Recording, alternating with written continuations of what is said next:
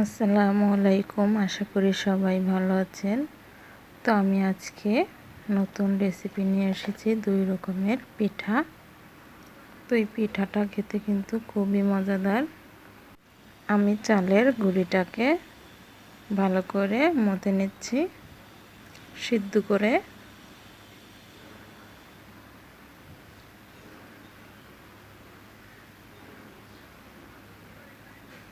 এখন আমি তেলটাকে ভাজছি।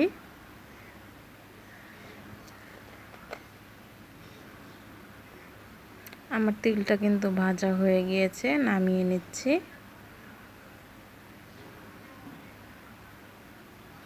তো এখানে আমি কড়াইতে গুড় দিয়েছি, তেজপাতা দিয়েছি, গরম মশলা দিয়েছি, দিয়ে দিলাম তিলটাকে। এখন ভালো করে নেড়েচেড়ে মিশিয়ে নিচ্ছি।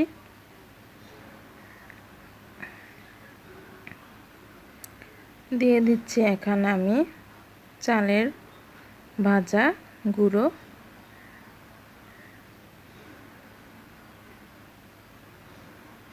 এখন ভালো করে মিশিয়ে নিচ্ছি।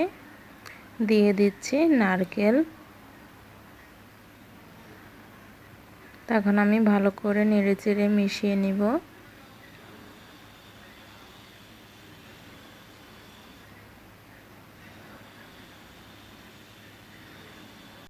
পুরটা রান্না করা হয়ে গিয়েছে, এখন নামিয়ে নিচ্ছি। তো নামিয়ে নিয়েছি। এখন আমি রুটি বানিয়ে গোল করে কেটে নিয়েছি। তো আমি পিঠাটা বানাচ্ছি, দেখতেই পাচ্ছেন আমি কিভাবে বানিয়ে নিচ্ছি।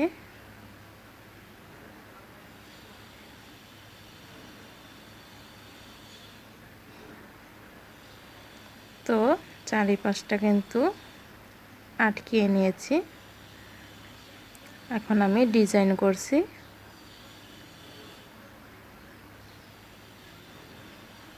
দেখুন আমার একটা পিঠা বানানো কিন্তু হয়ে গিয়েছে। দেখতে পাচ্ছেন কতটা সুন্দর হয়েছে। এরকম করে আমি সবগুলো পিঠা বানিয়ে নিয়েছি।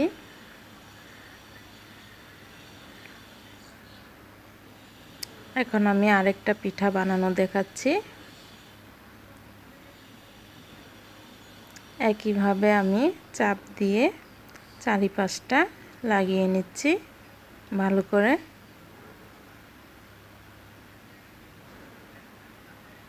এখন আমি একটা কাঁটা চামচ নিয়েছি, ডিজাইন করছি।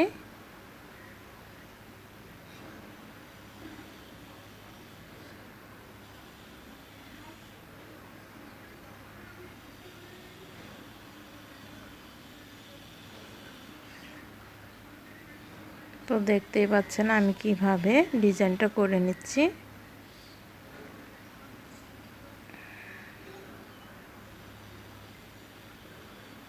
এরকম করে আমি সবগুলো পিঠা বানিয়ে নিব। তো আমি সবগুলো পিঠা বানিয়ে নিয়েছি। এখন আমি পিঠাগুলোকে তেলে ভাজবো। কড়াইতে তেল দিয়েছি, তেলটা গরম হয়ে গিয়েছে। পিঠা দিয়ে দিচ্ছি ভাজার জন্য। আমি পিঠাগুলোকে লাল লাল করে ভেজে নিব।